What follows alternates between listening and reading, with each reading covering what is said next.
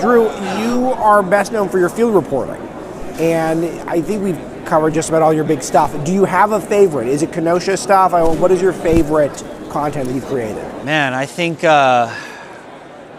it's a toughie. It's a toughie because I was in Portland, I was in Seattle in Chaz undercover. Right. But I think the Kenosha stuff really was the first time I kind of made world news, where that stuff like really blew up. I was getting hit up by like Israeli media, New Zealand, all over the place when I had started to cover that riot on night 1. And then on night 3 of the riot is when I documented Kyle Rittenhouse defending himself legally and lawfully. He's been acquitted. Those videos went viral at the time. That was worldwide coverage. But then when I testified in the trial, that kind of really took things to another level that I never thought could ever end up. And I'm just an independent dude running around with a camera, just doing my best to show what the mainstream media was not only refusing to cover in 2020, but we're actually trying to lie about, right? Fiery, but mostly peaceful, calling them protests everywhere, but they were riots. They really were. Yeah, and so what draws you to a specific location? Because you've been to a lot of dangerous places. It takes some level of physical bravery, which is there's not a lot of journalists who have that these days, though you used to think that would be a prerequisite for being a journalist. So what makes you think that I'm going to go out there and mix it up?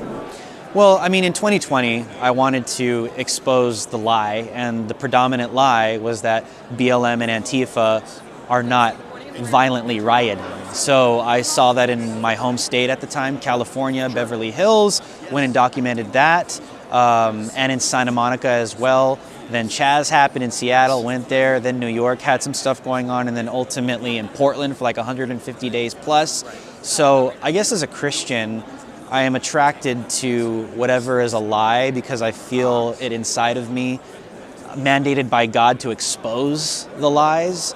So I guess kind of like that mixed with reporting was just this cocktail that really ended up showing a lot and revealing a lot to the world. So I guess a lot of this comes from my Christian values of kind of pinpointing where the lies are in the mainstream and then going and showing what the American and the world people need to see.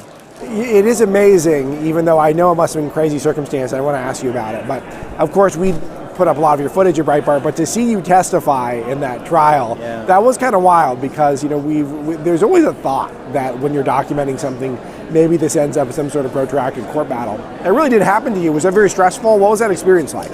It was nerve-wracking, man, because I have never been in any environment like that before. I've never been in a courtroom setting like that before. I'm not legally trained. I'm not a lawyer. I don't even know like courtroom etiquette. Like I was making mistakes even at that level when I would say one thing and the judge is like, that's a normal thing. It's okay, So for me, I was like, this is huge.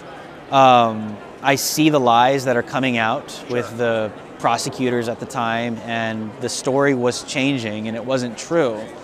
So as a Christian, I was just praying. I was asking God, look, I've never done this before in my entire life. I could really mess this up.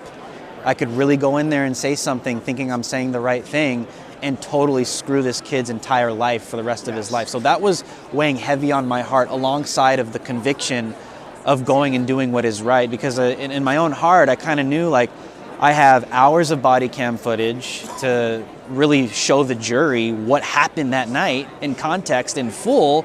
And I also have the footage of when he defended himself from Joseph Rosenbaum, right?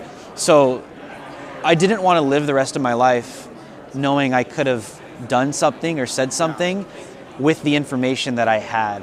But at the same time, I didn't want to go in there and blow it and ruin it. So I just prayed and was like, had a conversation with my wife. She's like, you need to do this.